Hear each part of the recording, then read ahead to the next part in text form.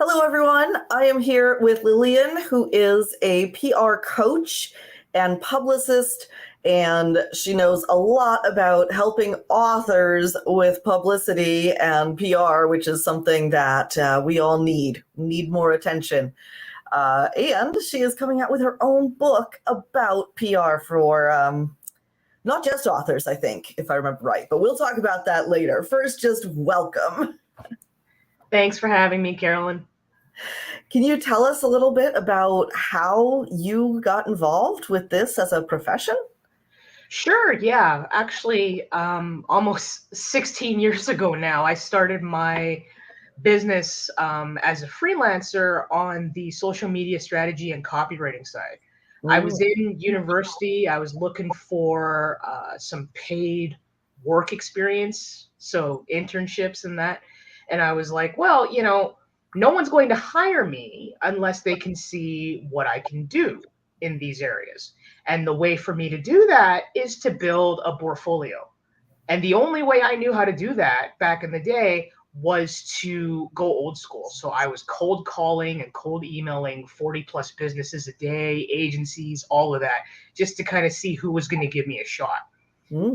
And I started building my portfolio, started getting experience. And through that, I had some entrepreneurs, some small businesses come to me and go, hey, do you ever do publicity? Like, is that something you do? Because I need somebody to write a press release and everything. Oh. And I got tired of telling people no, right? So then I thought, okay, let me explore this a little bit. Let's kind of look into, what PR is about, how it's all going to work. Let's see if I can make a real go of this. Mm-hmm. So I started at the time interning with an agency in town that also had satellite offices in LA and New York, and really cutting my teeth with campaigns and projects with them. And that led to me getting involved in indie film, doing a lot of campaigns for indie filmmakers who were going to film festivals and everything. Started doing that on my own, branching out and doing that on my own. And I loved it. Like, I had so much fun with it. I still love it. To this day, I still have the relationships that I've built with a lot of the media connections that I used for client campaigns and things like that. And then I said, let's see if I can transition that to see if I can help out authors, because a lot of it is a lot of the folks that cover film also cover books, also cover graphic novels and other things. And I said, there's some overlap there. Yeah. And I started doing that, and then also came across another crossroads, because a lot of the authors that I work with, that I talk to, indie authors, right, self-published, nobody has a huge budget. And I was hearing a lot of people say, hey, I would love to be able to work with you on a campaign, but I can't afford it right now. So I thought, okay, I've been doing this for a long time. I have the experience, the knowledge. There has to be another way that I can provide value to these fantastic authors and entrepreneurs and everything else, and to work with them, and to also impart to them the knowledge, the skills, and the tools that they need to learn how to better work with PR themselves. And that's how I added coaching to my business. Because a lot of what they were coming to me and telling me were things like, I did a great masterclass, or I did a fantastic workshop, and I came out of it, forgot what I learned, or the flip side of that was, it was awesome, but I had no way to really understand how to tailor it to what it is that I'm doing. So it's like I have all this knowledge, but I'm stuck on how to bridge the gap between what I learned versus what I'm trying to use it for. And then I had other authors say, yeah, I went through a PR campaign with a PR agency or a publicist, didn't get the results that I wanted because I didn't feel comfortable speaking up on, like, I would rather do this versus something else, right? So what would happen is the publicist would kind of make their own determinations on what they thought was best. And they would get press results, but it's not getting the book, the story, the project in front of the right people. So as a coach, knowing your goals for a campaign is very crucial. So as a coach, like my job is to help authors get to the bottom of, okay, what are your goals, right? Because to say, hey, I want more sales is not going to cut it, because everybody wants more sales. In order to figure out how you're going to make it work for you is really figuring out, like, okay, incrementally, if say I want to increase my sales 20% over the next 6 months, what are the different ways that I'm going to try to do that, using social media, using email, using PR.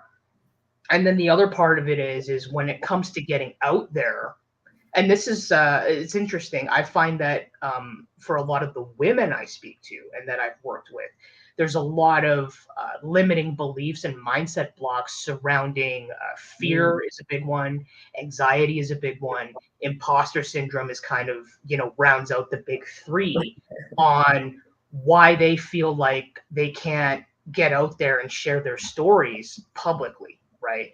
Whereas some of the male authors that I've spoken to tend to have more unrealistic expectations around PR, because they're so used to seeing celebrities on talk shows and in magazines. Yeah. $1 million tomorrow. We're going to do it. So I've lost track of how many times I've had people come to me and say, hey, I have no media experience whatsoever, but I want to get on the Tonight Show. Can you do that? Right. And it's like, that's not really how it works, because you're banking on something going viral. It's a Hail Mary pass that you're throwing, that you're banking on going viral, that's going to sustain you for months, if not years, and keep your projects top of mind.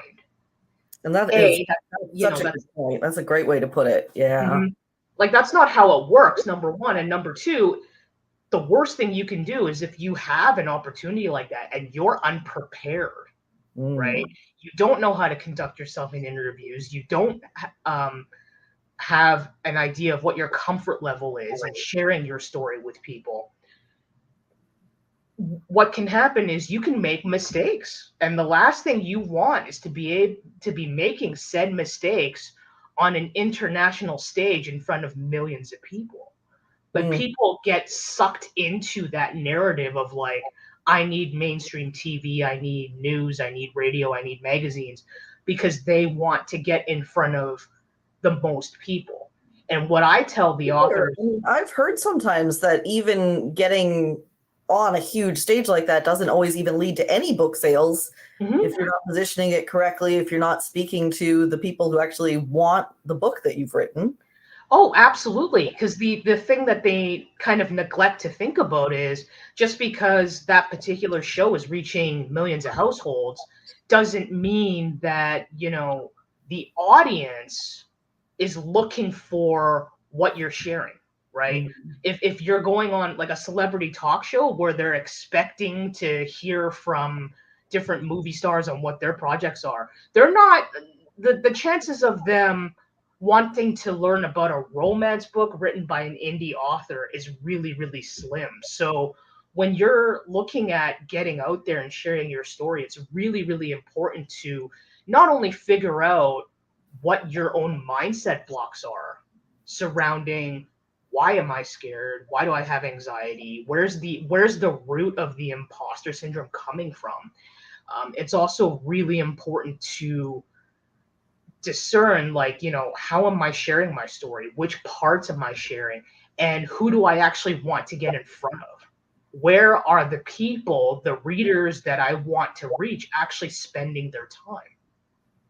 Absolutely. And I think there are a lot of opportunities for smaller venues than the Tonight Show and Oprah. Like, there's a ton of ways that you can still be in front of people. Is that true?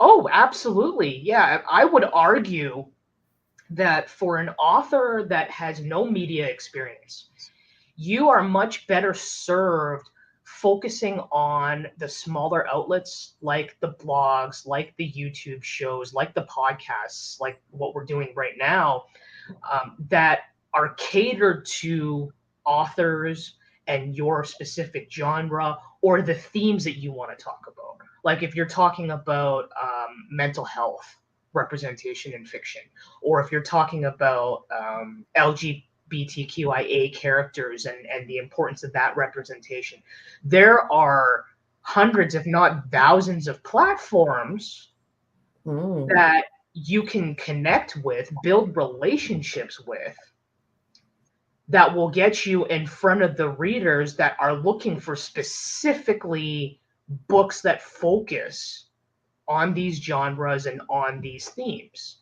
And the reason why you want to do that, because I know for a lot of authors, it's, everybody has limited amount of time. You have a limited amount of energy that you want to prioritize towards educating yourself when it comes to the marketing side of things. Because for most authors, of course, what you want to focus on is the writing, the production of your book and everything. So they usually turn to things like social media and to a lesser extent, email on, this is how I'm going to reach my audience. And they do that because they feel like there's a low enough barrier to entry. And in many cases, they're not necessarily going for courses or going for coaching on either one of those things. What they're doing is they're looking at what other authors are doing in their genre. And it's like, well, if it worked for so-and-so, there's a really good chance it could work for me. And the issues that I think can come up with that oftentimes is on the email side. I've seen a lot of fatigue with the authors that I talk to when it comes to developing a content strategy for their email newsletters, and also driving traffic for people to subscribe to said newsletters. On the social media side, fatigue, but of a different sort, because they buy into the rhetoric, the popular rhetoric from social media gurus that says you have to be on there every single day in order to be consistent, to build momentum, to really be, building a rapport with your audience in order to get anywhere.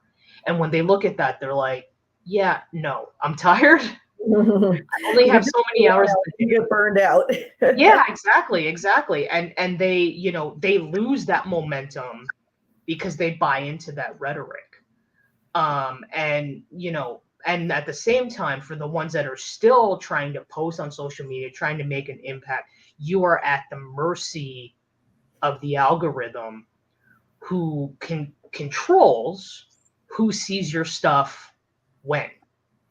And, when you're dealing with all of this, it can be overwhelming to kind of figure out how you're going to make these channels work for you and everything else. And you end up plateauing, right? The problem with things like social media and email is that it's so much of it is primarily relying on you to do the growth, relying on you to do the engagement. And at some point it plateaus because you're going to keep reaching the same audience members over and over again. Like, these are the folks that are loyal. These are the folks that will interact with your content. These are the folks that will share your content for you. Great point, Montrez. I get it. You and I talk about this all the time. And what you said earlier about, basing it on what other authors are doing is also a mistake, because you don't know if that's working for them.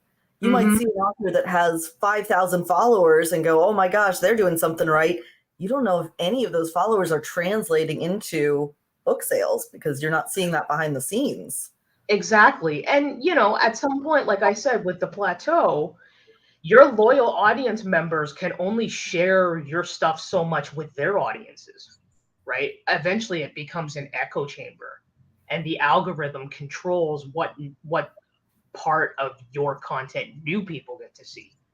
With PR, the reason why it's so powerful is because when you make that decision to reach out to different media outlets like the podcast, the freelance writers, the blogs, to share your story, what you're doing is not just building a powerful, positive relationship with that media outlet, which is invaluable, believe me, because I have media connections that I have had follow my clients for years, right? So this is the kind of relationships that you're building. That's extremely powerful. But what you're also doing is using that media outlet and that podcast as a bridge to connect you with their audiences who, you know, like I said, want the books on mental health, want the books on LGBTQIA representation, want the, you know, romance books, fantasy, whatever genre it is that you're writing. And because you're appearing on a platform that they trust, and this particular platform has spent months, if not years, building their reputation, building that credibility, audiences trust them. They see you on there, they'll be like, oh, hey, like, this is probably a book or an author that I should check out. You know, Right? some of Yeah, that trust absolutely. gets transferred to you. And as a result, these media outlets are helping you create high quality content in the form of interviews, reviews, events, just dozens of different forms of media opportunities that you can use to amplify the message of your book and your story as an author to get in front of these new audiences. And when you do that, right, that's not controlled by any algorithm out there. Because you could have a podcast interview like we're doing right now, and you could share it on several different social media platforms in different ways. You know, you could do video clips, you could do blogs, you could do quote images, you could share it on your website, you could share it on email. And the platforms don't control that. You do. And the more you share it, the more you can amplify the story of your author's journey and the story of like your book and why it matters, and to continue getting out in front of the right people. Because the other thing that I really stress with the authors that I speak to all the time is that conventional wisdom says the launch is what matters. You've got a 2-week window. After that, like, you know, everything dies down. Nobody cares anymore. When the fact of the matter is I've worked with clients whose books were released 6 months to a year before I started working with them. But they didn't do a media campaign. They weren't out there doing interviews. They weren't out there doing events. And what that meant was there's an entire contingent of thousands and thousands of people who don't know they exist, who don't know their books exist. So when you choose to do a media campaign, what you're doing is you're constantly getting in front of new audiences and keeping your books and your projects top of mind even months after launch, because these new people, they didn't know when you launched. They weren't there. They don't care. What they care about is that they're hearing about it now. If it's a book they want, why would they be like, oh, well, it launched a year ago, so. Exactly. And the key to keeping that momentum going is consistency. And going back to what we were talking about on the social media side of things, how it's like, oh, conventional wisdom says you have to post every day and this, that, and the other. What I tell my clients and the authors in my audience is consistency is up to you to define based on how you prioritize your energy levels, because mindset and energy levels and how you approach it from a mental and emotional standpoint is really important. And also based on your goals.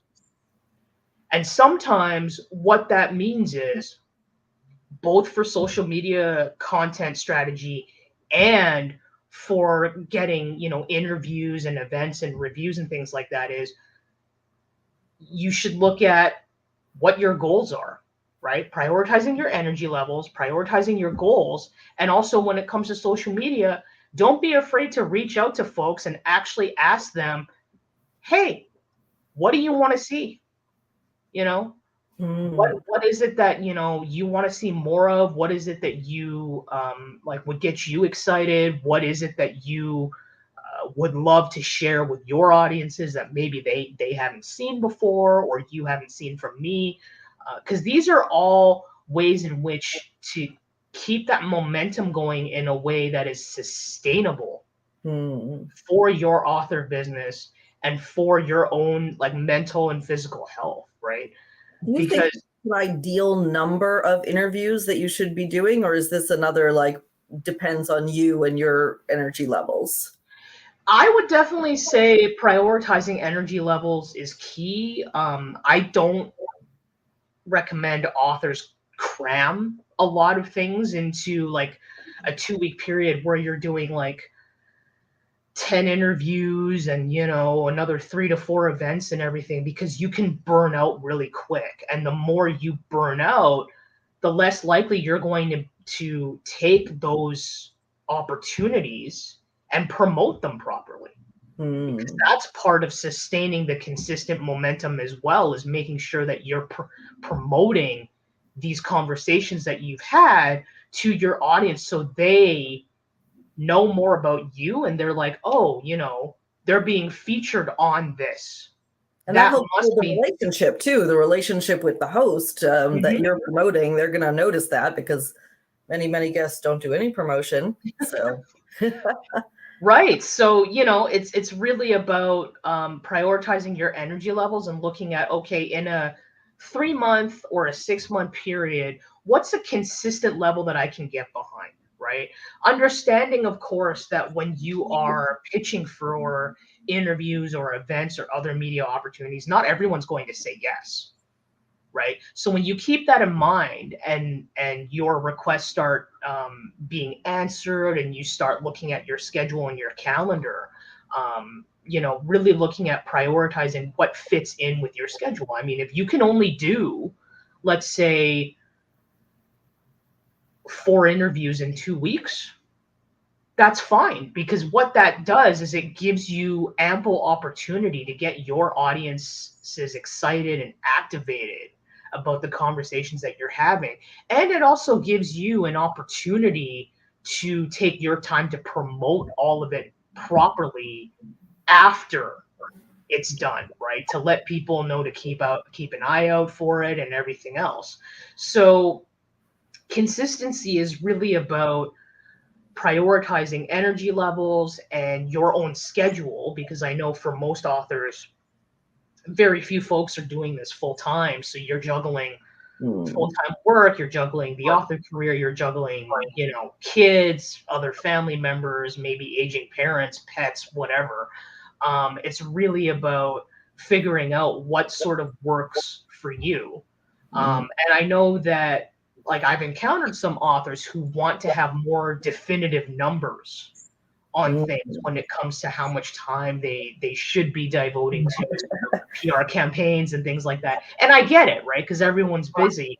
But the one thing that I say to them is, you know, so much of how much time you're going to devote to this, like if you have this goal and you're really committed to getting out there and to achieving this, whether it's, you know, you want to do 6 book festivals in a year, you want to eventually run your own workshops, you want to end up on panel events, whatever it is that you actually want to work your way up to doing, the amount of time that it's going to take you, so much of it depends on your mindset and your strategy.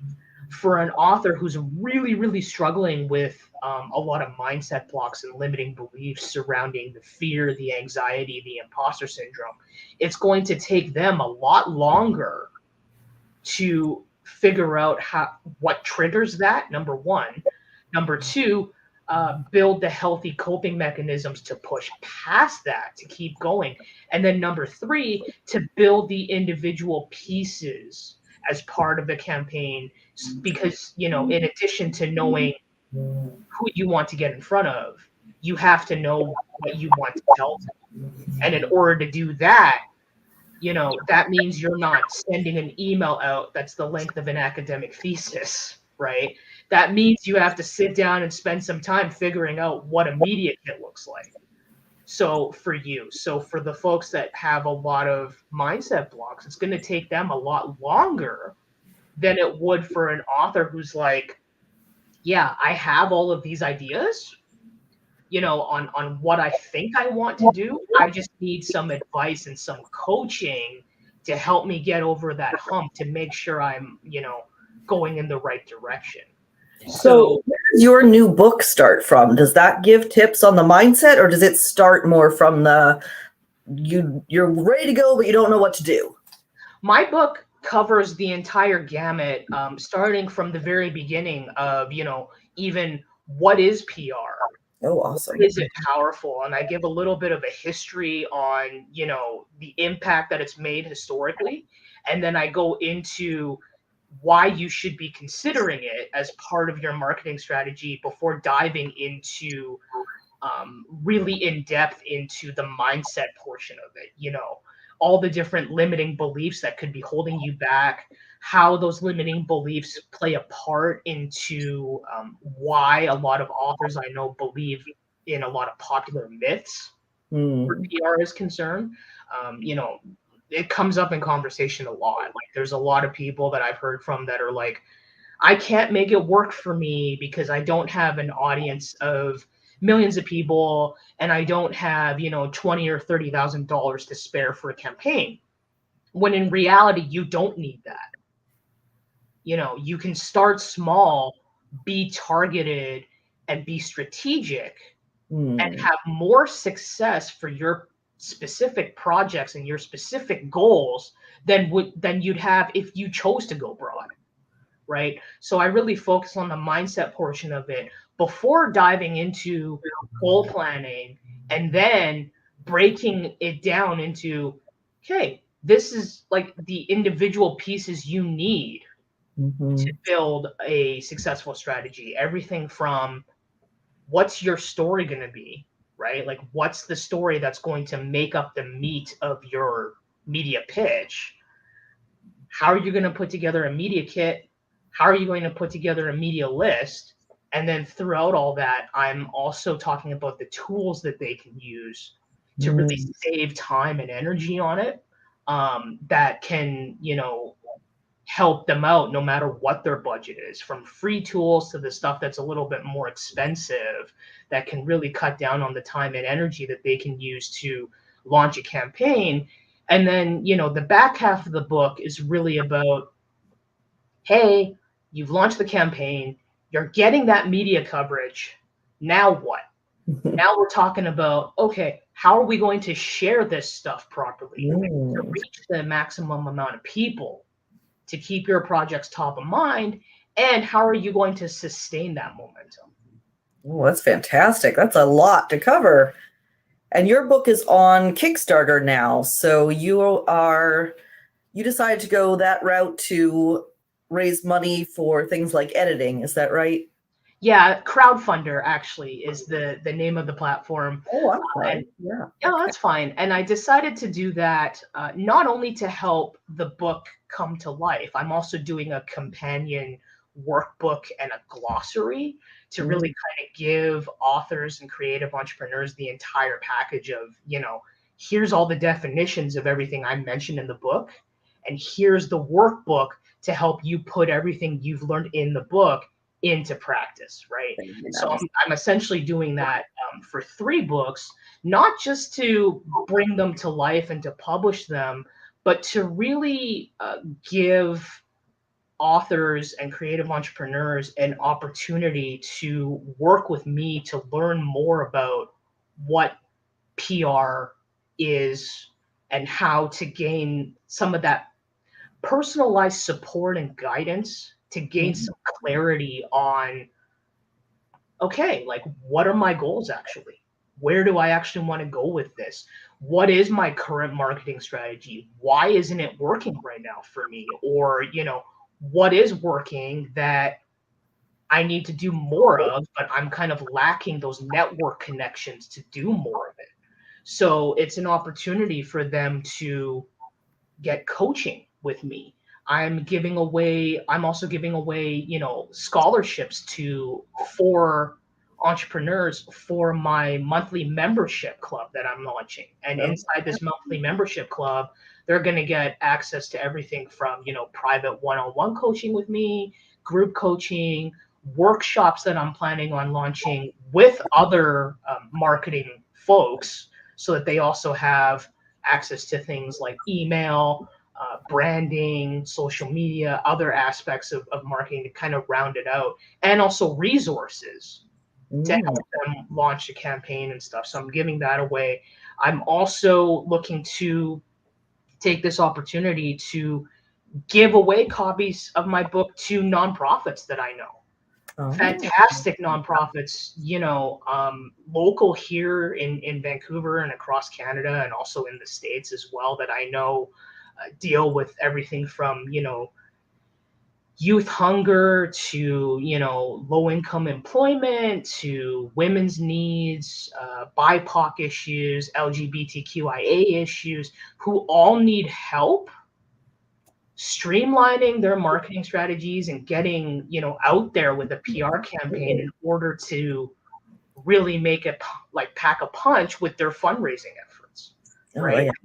And I know that, these organizations, and also I'm reaching out to professional associations with, like writing associations and author associations and book associations, because I know there's so many people out there that need this, and that, need help streamlining their strategies, need help gaining that clarity, and that perspective on, what's working, what's not, and also need that personalized support to really answer that centralized question of this. Like, there's a ton of knowledge out there, and there's a framework out there, but how do I make it work for me? Like, it's my mission to really help authors figure out how to make this specific framework work for their books, their genres, and their goals. Because even though the framework is the same, like, you're always going to have a media kit, you're always going to have a media pitch to send out, and you're always going to have a list of people you're going to want to send it out to. For every author and every book, what that looks like is going to be different. Right? Because every author's personality is different. That's really key too. That it's not just about the book and the meat of the story inside the book, but also about you, your journey, what you've learned, what motivates you, why do you keep writing? And a lot of that is also about sharing your personality. And, that's why your media pitch and your media kit is going to look different as, a YA fantasy author compared to an adult contemporary romance author. And it should, So with this book and this campaign, it's really my goal to continue to elevate authors to their fullest potential, and really recognizing, like, hey, I can actually use PR and make it work for me. It doesn't have to be scary. It doesn't have to be something that's super expensive or out of reach. Like, and for, they always have access to me to ask questions, to run things by me, and to also, just, if they get stuck, come to me and say, how do I get past this? That is fantastic. So we do have a link in the description for that crowdsourcing website that your book is up on, with all of these juicy perks that go along with it. So definitely check that out. And do you have any final thoughts about what we as authors should know about PR? I think that what's key to kind of breaking down the power of PR and demystifying it as this really large entity, time-consuming thing that they have to spend a lot of time building a strategy for, and that it's scary to get out there to speak to people and share your story and talk to them about why you wrote this particular book. I break it down into these two things. PR is about storytelling and relationship building. As writers, you're already fantastic storytellers. You're doing that on a daily basis, whether you're working on your books, whether you're writing blog posts, whether you are doing newsletters, or even talking to audience members on social media. You are writing your story and sharing that already on a daily basis. Building relationships is the key to getting in front of the right readers, because nobody wants to hear buy my book, buy my book, buy my book all the time. What they want to know from you, and this is key when it comes to sharing your story publicly, is why should I care? As a reader, I have limited time. I have a limited budget. I have genres and authors already that I enjoy.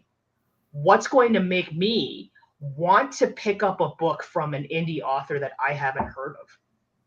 And in order to do that,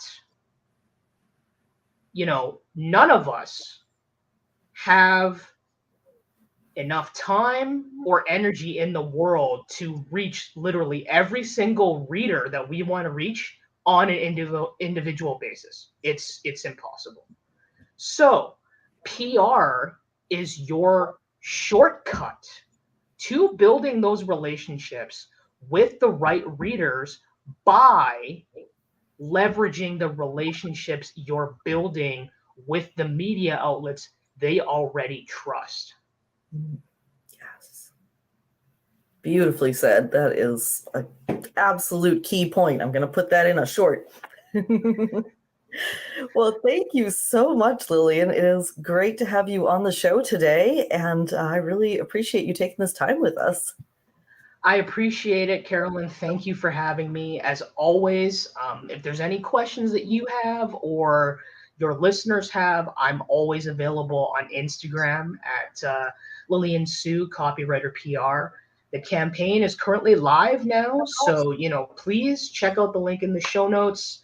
Subscribe, share, back the campaign. Let me know when you have any questions, and I certainly look forward to collaborating with you, hopefully in the future, to get in front of more authors, because for me, education is empowerment, and the more we empower authors to better understand how to make these facets of marketing work for them, the more successful we're all going to be, because there's always readers and audiences out there for all of us. This is not a competition, it's a community.